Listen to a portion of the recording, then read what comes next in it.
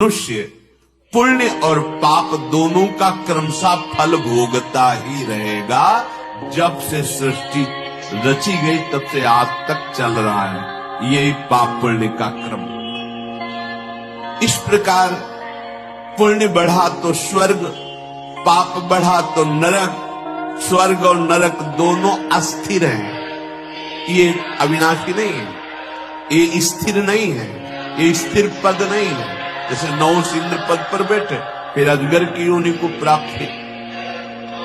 अब जब वहां पुण्य और पापों का विशेष भोग हो जाता है, कुछ बचा तो फिर उसे जन्म होता है, फिर वो कर्मानुसार संस्कार अनुसार फिर पाप पुण्य एकत्रित करता है, फिर वो लोकों में भोग।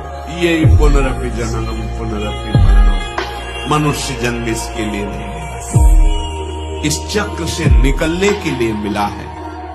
जो तत्वज्ञ महापुरुषों का संग करता है, ध्यान से, जो भगवत तत्व को जानने वाले हैं, वे मतलब शास्त्र तभी समझ में आएंगे जब भजन करोगे।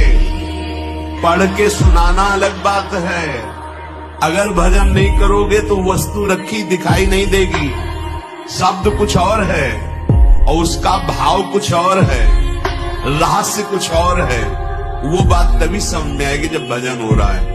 भजन और सत्य धर्म के बिना आप हमारे शास्त्रों के आंतरिक भाव को नहीं समझ सकते। ऐसे शब्द सुनने को मिलते हैं जिनका कोई अस्तित्व नहीं है, व्यर्थ का बकवास, व्यर्थ का बकवास। सामने ग्रंथ रखा है, कहीं भी उसमें नहीं ऐसे वाक्य। तस्मात् शास्त्रम प्रमाणम, आप जो भी बात बोले शास्त्र प्रमाणिक तभी कहा गया है। बोलने का अधिकार तभी पहले सुना हो, किसी महापुरुष के पास बैठ करके कई बार जिस शास्त्र को सुना हो, खूब अच्छे से उसमें रचा पचा हो और अपने आचरणों में उतारा हो और उस बात का अनुभव किया हो, फिर बोलो। ऐसे नहीं, भगवत ऋषि कह रहे ऐसे नहीं बोले, नहीं, पहले खूब अनुभव करो, फिर जब बोले तो हृदय की ग्रंथि खोले, जड़ चैतन्य की ग्रंथि का भेदन करके परमात्मा साक्षात्कार करा दे। ऐसी मनमानी आचरण। हाँ, एक उपाय है, अब बोध हो गया, गलती हुई, सत मार्ग से भ्रष्ट हो गया, अब तन मन प्राण सब कुछ भगवान को समर्पित करके धर्म से चलूंगा और उनका नाम लूंगा और जो दुख सुख आएगा उसे सहूंगा। मुक्त हो जाओगे, पक्का मुक्त हो जाओगे। तो दियम वस्तु गोविंदम तो भ्रमेव सब, आपकी वस्तु आपको समर्पित। अभी तक अहंकार के कारण दुर्गति हुई, हे नाथ, ये कहीं कुछ समर्पण नहीं, जो जाए वही है। अभी नहीं करें कि आपके पवित्र होने का रास्ता ही नहीं, रास्ता है पर ऐसा नहीं है।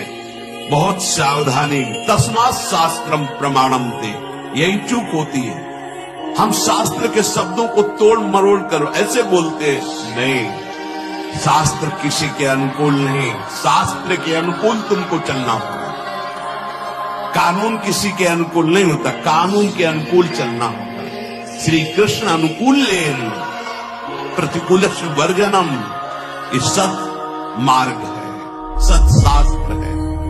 कभी भी कोई पुण्य करके पाप को नष्ट नहीं कर सकता। या सनत सुजाजी बोल रहे हैं, पाप का अलग हिसाब है, पुण्य का अलग हिसाब। अगर नष्ट करना है तो एक उपाय है, भगवान की शरण में हो जाओ, उनका नाम, उनका आश्रय, उनका चिंतन। अगर देहाभिमानी इस बात को नहीं मानता है तो अपने पाप और पुण्यों का फल भोगता है। अवश्य में वो भोक्तव्यम कृतम कर्म शुभाशुभम, भगवान बोल रहे हैं। शुभ माने पुण्य, अशुभ माने पाप। अवश्य में वो भोगता, अवश्य भोगना पड़ेगा। अगर एक मात्र उपाय है तो भगवान की शरण में हो जाओ। सर्वधर्मान परित्यज्य मामेकम शरणम व्रत, तो अहम त्वाम सर्व पापी, मालिक है वो, ठीक कर देंगे।